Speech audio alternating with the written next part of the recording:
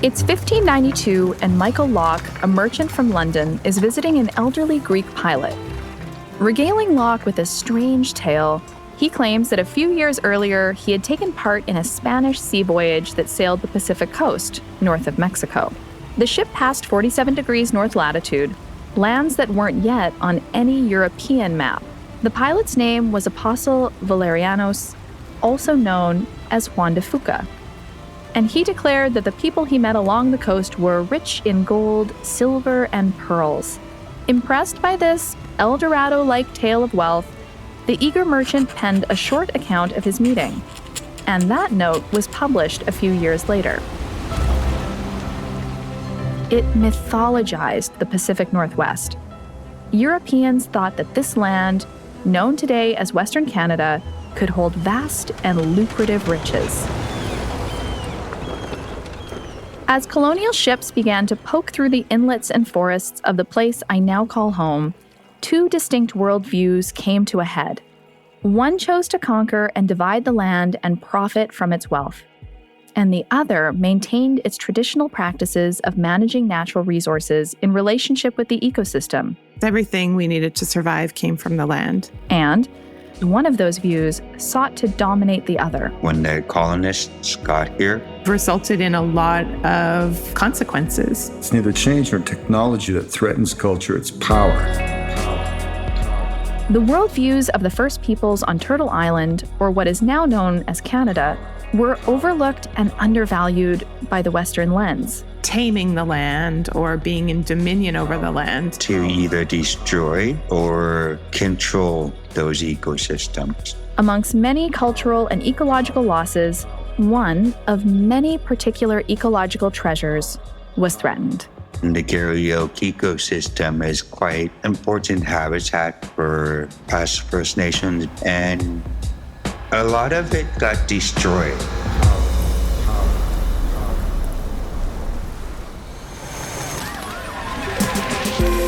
You're listening to Nice Genes, a podcast brought to you by Genome British Columbia. I'm Dr. Kaylee Byers, your host, journeying with you through the genomic past to understand our present. For today's episode, I have the distinct pleasure of being joined by Dr. Lyana Patrick. Yes. Lyana, would you mind introducing yourself? Certainly. I'm a member of the Stellatan First Nation on my father's side, and on my mother's side, I'm Acadian and Scottish. And I am an assistant professor in the Faculty of Health Sciences at Simon Fraser University. So speaking of sort of like the impacts of colonialism, just casual chit chat, you've worked on a few films looking closely at how the legacy of colonialism has lingered in communities today. I was curious if you could tell us why these stories are important to you. I've always been interested in storytelling. I started off my career wanting to be a journalist, and the stories that come from Indigenous communities are little known, and I think this is changing now. I just really wanted to be a part of that, of telling these stories. So I'm very happy to be here. We'll be looking at Indigenous food systems from various communities across Turtle Island, but also interrogating that deeply held assumption we heard at the top of the episode. All right. So for this episode, I want to begin by sharing a story from our neck of the woods. Well, the oak is quite important. There's a species that's an icon of the Pacific Northwest. The Garry Oak ecosystem. The Garry Oak, which is why I spoke with J.B. Williams. My name's John Bradley Williams, or John. He's a botanist who specializes in the native plant species of British Columbia. And when it comes to the cultivation of Garry Oaks, they have quite a range of uses. Yeah, it's quite a powerful plant and important habitat for us First Nations. It was our agricultural system. We used to harvest the acorns from the oak tree and roast them up and eat them like nuts. We also roasted them and ground them and made them into a flour to make into our traditional biscuits. And then the Garry Oak ecosystem is important because of these particular plants and flowers we evolved to be next to them. Camas is our one of our original starch sources. And they like to grow in and amongst the oaks. And then we have chocolate lily that live in with Garry Oaks, and they were our traditional rice. Then we also have, in my language, it's called kasmin. It's a plant that we use to treat tuberculosis when that was first introduced to us. Oh, interesting. Many species, including the Garry Oak, have a creation story, passed down orally through generations in the language of the indigenous peoples living alongside them. In our stories, he was a titan or a giant person, and he was a very mean titan. He liked to kidnap and steal our children, and after scooping them up, he would run back to his house, and he would always move his house to different locations so nobody knew exactly where he lived. And when he got back to his house, he would cook the children alive and then eat them. And after eating them, he would use their bones to pick the food out of his teeth. Our creator had heard about him mistreating our little ones like that, sent a message with Raven telling him that he needs to behave and quit doing that. And he listened for about a day, and then he fell back into his old ways. Creator had heard about that and came back into the physical world and blew some magic into his hands, threw it at him, transforming him from the giant titan into the oak tree. And the gnarliness of the oak bark and the twistedness of the oak limbs reflect how gnarly and twisted he was when he was still in human form. Because you got to be gnarly and twisted to cook children alive and then eat them. Yeah, I'd agree. Yes.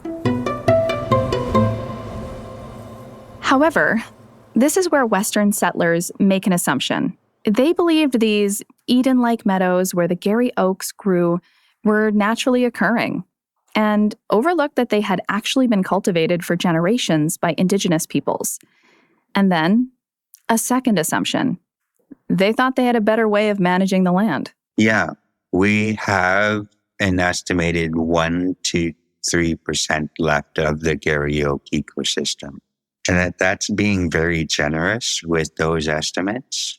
When the colonists got here, they already had nice policies and procedures set up to identify staple foods and staple ecosystems and do their best to either destroy or control those ecosystems. I mean, that is a huge amount to have lost. Like, we're at 1 to 3? When they got into our territory, they purposely developed over these fields with their own agriculture systems, their infrastructure, and all of the buildings we live in. Because if they can do either of those things or both of them, it'll make it that much easier for them to assimilate us into Canadian culture.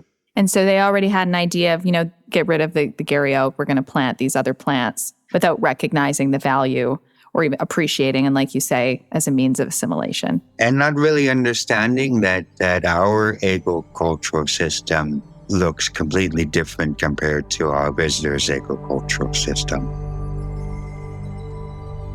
Garry Oaks are just one species in Kaylee's My Home that is under threat. British Columbia has the largest diversity of organisms and ecosystems of any province in Canada. And research published in Global Ecology and Conservation states that the genetic diversity of these forests is under threat due to changes in land use, fragmentation, invasive species, and atmospheric pollution. The assumptions made by colonial powers have exacerbated these massive gaps in addressing habitat loss on the land. 100%. Which is why we spoke to a leading voice on traditional food systems across Turtle Island. Tansei, Sipagobenesis, Natisnakasun. My name is Tabitha, and I am an assistant professor in the Faculty of Land and Food Systems at the University of British Columbia. Tabitha has her own story of connecting with the land through her life. My very first job when I was a child was picking raspberries at my grandmother's farm, and then we would go and sell them at the farmer's market food is an expression of care and is an expression of love for the land and for each other. Her appreciation of nature took her into an academic career, but she didn't really have her mindset on discussing Indigenous food systems. So my supervisor and I were at a cafe, and he said, let's talk through why you don't want to do Indigenous research. And I told him that the reason I didn't want to do it is that all I had been exposed to were damage-centered research or the deficits of Indigenous communities, but that wasn't my experience, that when I went to go visit my family, I was always fed.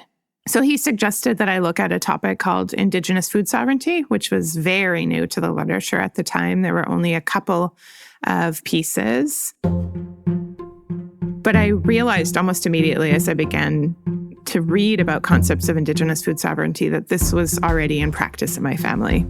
So I examined 24 different food sovereignty initiatives in Western Canada happening in Indigenous communities. Their members had access to good food, to traditional food, to food that comes from the land.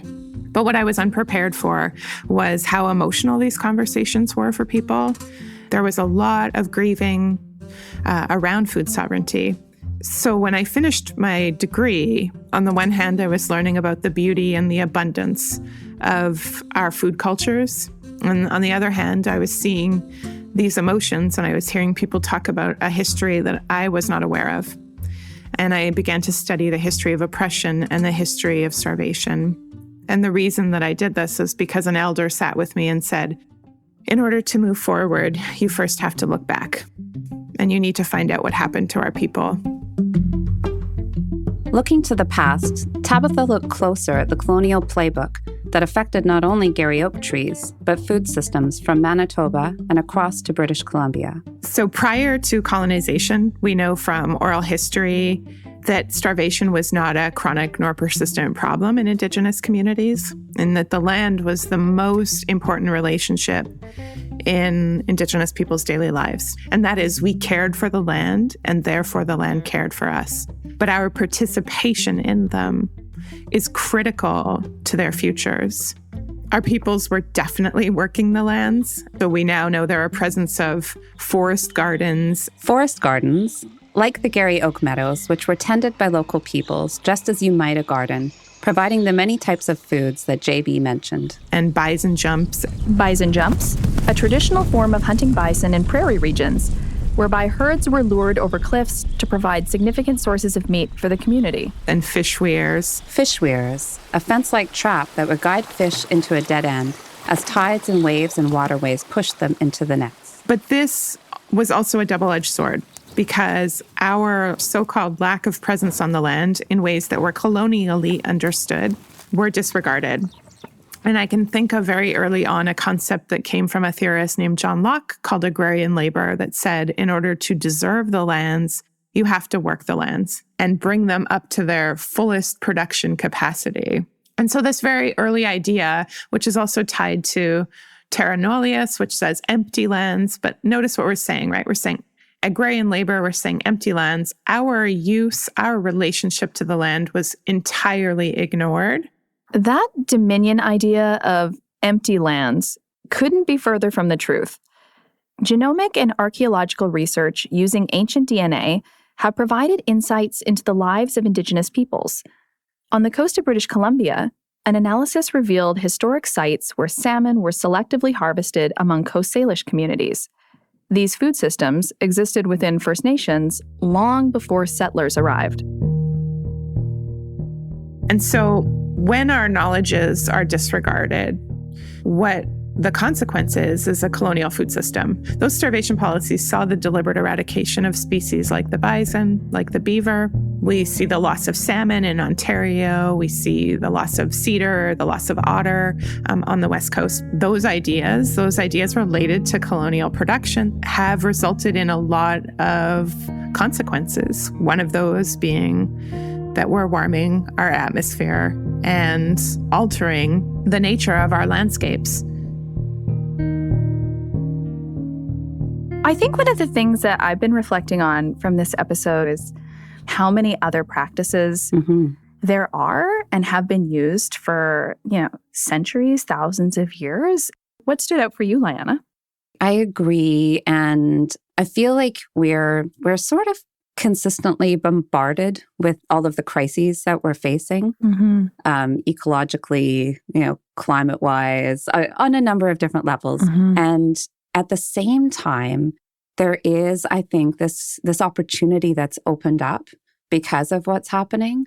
I really thought the study that you mentioned earlier, the one that used ancient DNA, the genomic and archaeological research looking into the Pacific salmon, I was reflecting on it, thinking about my own community and our fish practices. So the study showed that there was an abundance of male chum salmon that was found in the locations that they were studying.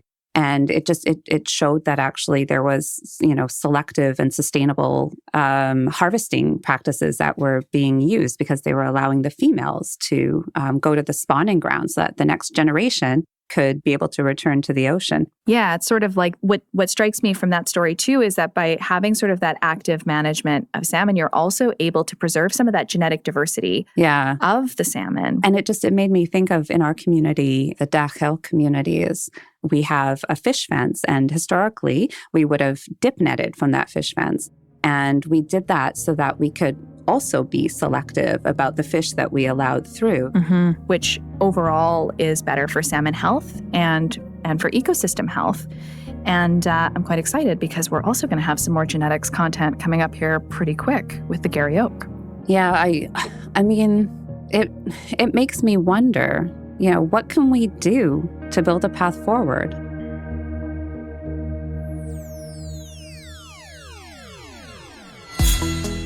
You're listening to Nice Genes, a podcast all about the fascinating world of genomics and the evolving science behind it, brought to you by Genome British Columbia.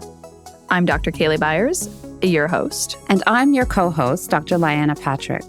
We want to get more people to listen to the genomic stories that are shaping our world. So if you like Nice Genes, hit follow on Apple Podcast or wherever you get your shows.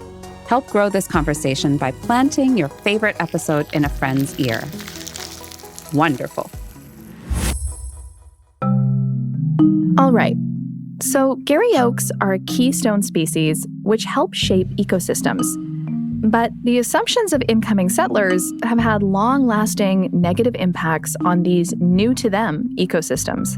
But this isn't a story about a species on the path to extinction. More so, it's about understanding how a way of life can be tied to the land and the consequences of losing that. Garry Oaks is this iconic species. Oh, I grew up in Victoria. I know all about Garry Oaks. Yeah. In this next chapter, our producer, Sean, spoke with Canadian anthropologist Dr. Wade Davis, who also holds the title of National Geographic's Explorer in Residence. Oh, well, I mean, at the Geographic, I was in sometimes 100 countries a year. What we realized is all we could really do is to take our enormous audience, to take them to places in the ethnosphere where the practices were so incredibly dazzling that you couldn't help but embrace this fundamental idea of anthropology, that every culture had something to say, that every culture had taken our common human genius and done something amazing with it. Wade has traveled far and wide, learning about the various ecological systems of Indigenous communities around the world.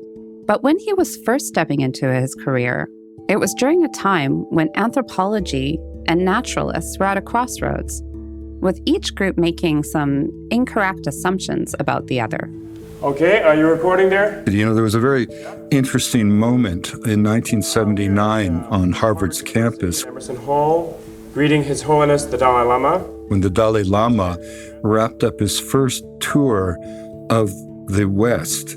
And that very night, E.O. Wilson, the great legendary biologist who coined the term with Tom Lovejoy, biodiversity, was introducing in one theater Norman Myers, a Kenyan scientist, and across the way, His Holiness, the 14th Dalai Lama, was giving a teaching. Human being. Yes. We have the right to be happy. And naturally, all the students and the faculty were lined up around the block to hear the Dalai Lama. But in introducing Myers at that moment, E.O. Wilson said, and I quote, "If even Harvard students can't get their priorities right and they'd rather be across the way listening to that religious kook, you know how far we've got to educate the public at large." Professor Wilson, bless him, would be the first to regret those words, but it wasn't his fault. It was typical of the era. At that time, there was a chasm between biology and the social sciences that was unbridgeable. You know, the anthropologists saw the naturalists as being elitist, and the naturalists saw human beings, particularly indigenous people, as part of the problem.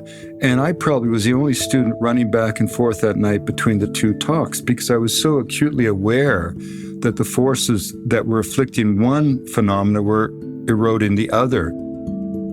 People and nature are inextricably linked.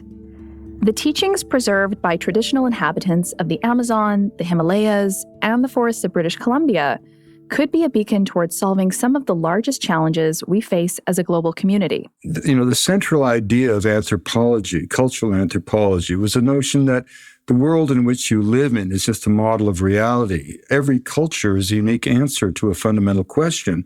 What does it mean to be human and alive? And when they answer that question, the peoples of the world do so in 7,000 different languages.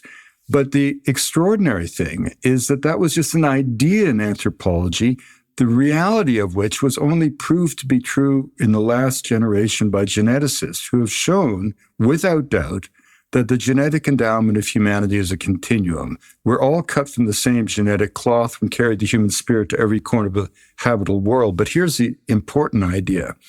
If we're cut from the same genetic cloth, we share the same genius. And how that genius is expressed is simply a matter of cultural choice, adaptive imperative. There is no hierarchy in the realm of culture. Notions of the primitive and the civilized are colonial conceits. We have this idea that indigenous people are delicate and frail, and destined to fade away. Nothing could be further from the truth. Every community I've ever worked with has been dynamic and live and living and very much keen to have their voice at the table of human wisdom. In the stunning affirmation of the unity of the human experience, genetics has come to the fore to prove the truth that every culture's got something to say. Each deserves to be heard. And what that allows us to do is look critically at our own culture and ask, where did we come from? What were the values that we absorbed? And the point is that most societies' dynamic is reciprocity, some kind of iteration of the basic idea that the earth owes its bounty to people, people owe their fidelity to the earth. And this has really critical consequences. The lesson of anthropology puts the lie to those of us in our own culture, including those cutting down those Garry Oaks you just referred to, who say that we cannot change when we know we must change the fundamental way we interact with the natural world. I mean, that is what climate change is telling us. The path to creating a more sustainable and equitable world begins by dispelling those assumptions Wade mentions. We're looking at two very distinct and incompatible worldviews. Which is where we come back to our conversation with Dr. Tabitha Robin-Martens. So these ideas are sort of rooted in the infrastructure of colonial Canada and are still present in our food systems today.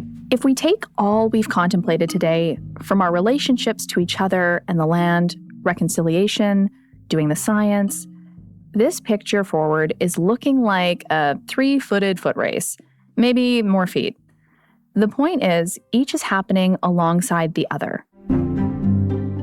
I'm really inspired by this idea that our ecosystems and indeed all of creation contain a larger order of harmony, and that we are in active relationship and that we have responsibilities as Indigenous peoples towards all of creation.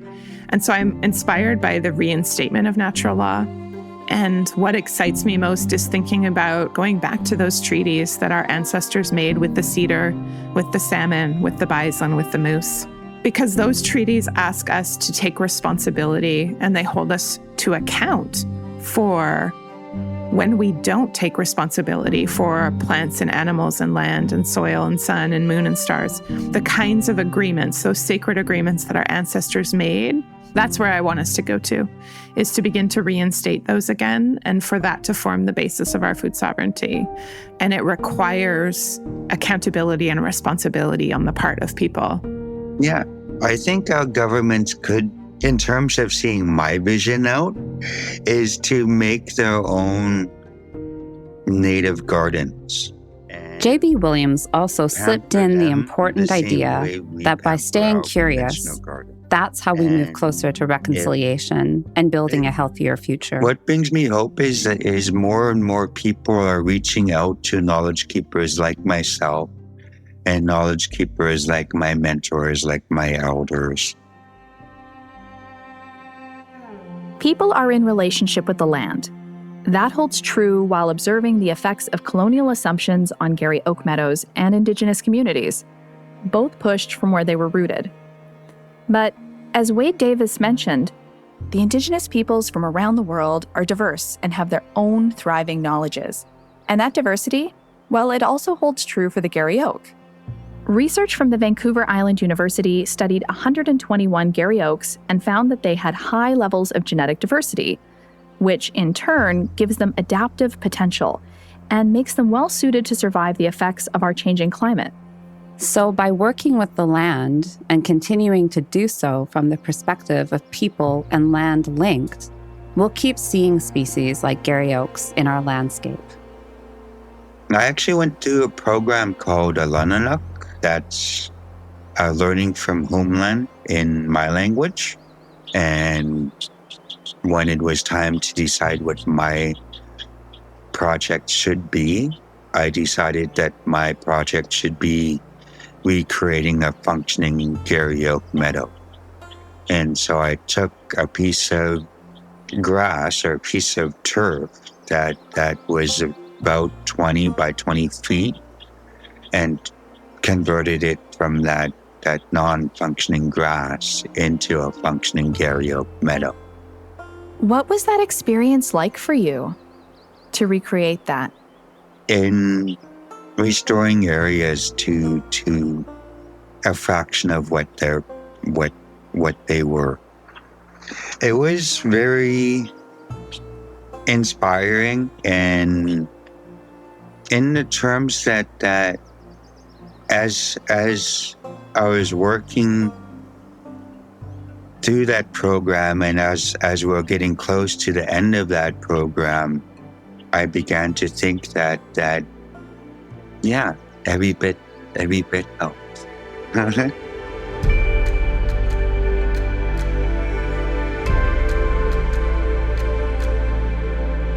Our guests for today were Dr. Tabitha Robin-Martens from the University of British Columbia, ethnobotanist John Bradley Williams, and anthropologist and National Geographic Explorer in Residence, Dr. Wade Davis.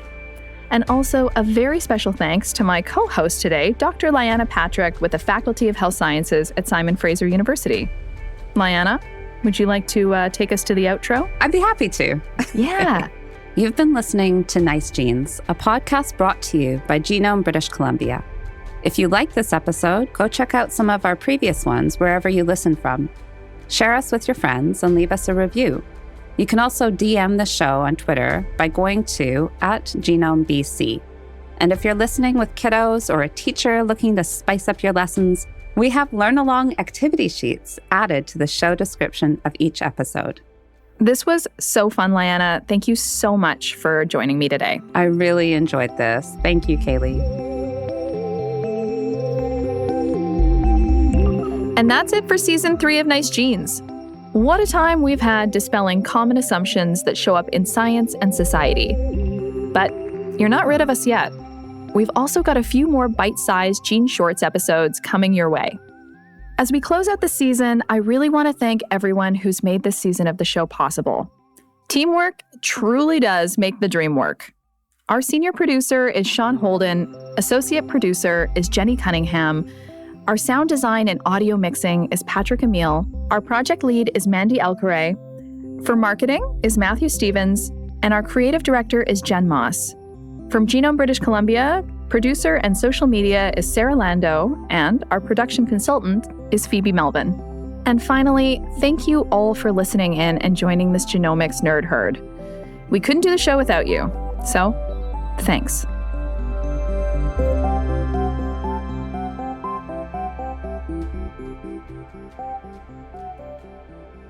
Is there anything else you wanted to share with us that we haven't asked you about that you think would be important for our listeners to know? Just move forward with good heart and good intent. I love that. That's the absolute perfect ending.